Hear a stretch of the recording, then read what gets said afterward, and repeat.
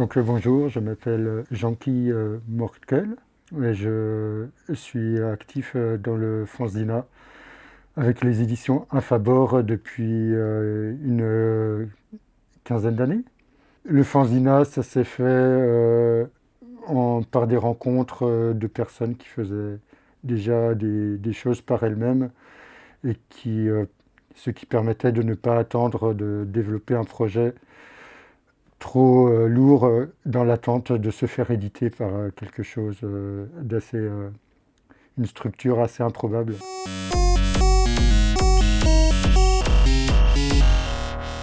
Ce qui a été très décisif, c'était la rencontre avec la librairie du Regard Moderne, où il y avait des choses qui venaient de styles très différents, d'horizons très différents, de pays très différents.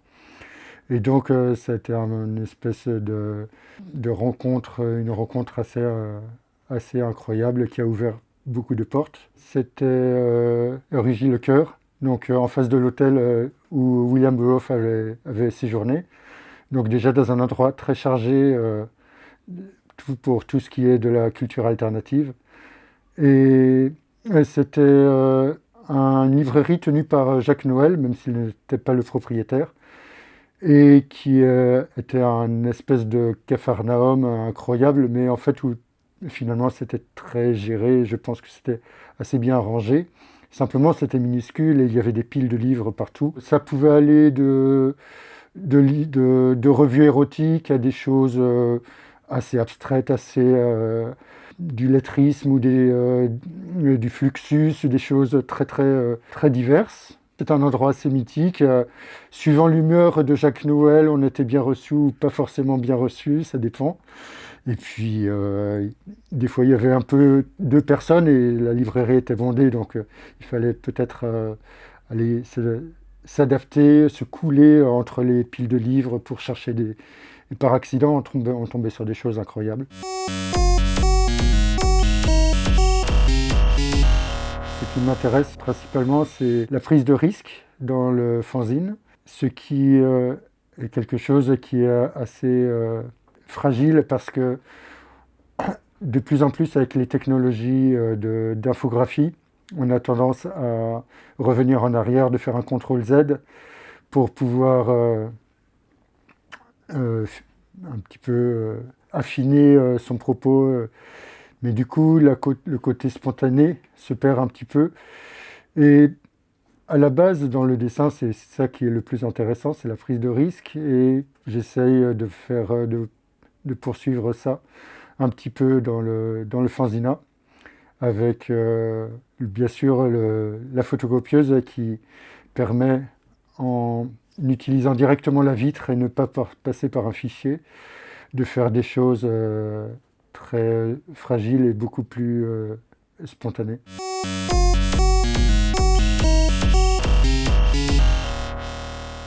Donc en parlant du monotype et de la prise de risque, ça c'est un livre qui a été fait d'abord en utilisant ces formes, ces patterns qui ont été découpés à la découpeuse laser sur des plaques de plexi. Et ces différents patterns ont été par la suite posés directement sur la vitre du copieur pour faire des sortes de monotypes, mais des monotypes qui ont été faits à plusieurs exemplaires, c'est-à-dire que une fois que le monotype me convenait, j'ai lancé l'impression pour une cinquantaine de copies. Mais dans ce cas-ci, une fois que le monotype est utilisé et qu'il est déplacé de la vitre du copieur, on ne peut plus le réutiliser. Et c'est là qu'il y a une prise de risque, c'est qu'on ne peut pas reproduire déjà le processus, ou alors il sera différent, le résultat sera différent. Et forcément, c'est hasardeux, il y a toujours l'effet de surprise de savoir comment le copieur va réagir vis-à-vis de la pièce. Et donc en utilisant les fonctions de monochrome du copieur, j'ai introduit des couleurs, ou alors pas de couleur, du noir et blanc, ça dépend. Le montage ensuite se fait de manière un peu alternative aussi. Il y a plusieurs moyens, on peut lire de plusieurs sens. L'intention était de faire un objet un petit peu atypique qui fait se poser des questions qu'on ne peut pas forcément classer. Donc est-ce que c'est du fanzine? Est-ce que c'est du livre d'art? Est-ce que c'est de... J'avoue que c'est pas vraiment la question la plus intéressante, c'est plutôt le procédé et puis le résultat. Le résultat finalement qui est une part assez accessoire de tout le processus.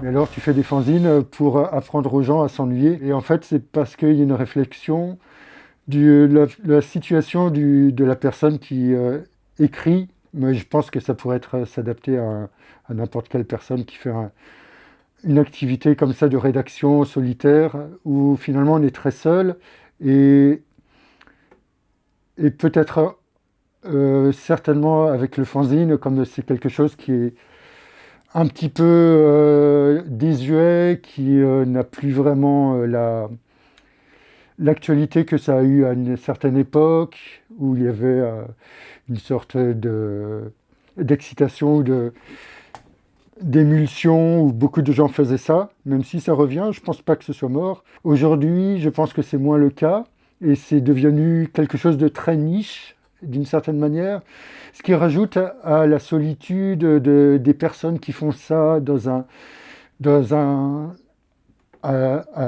encore isolé par rapport à isolé dans un processus et dans une culture isolée, de plus en plus isolée.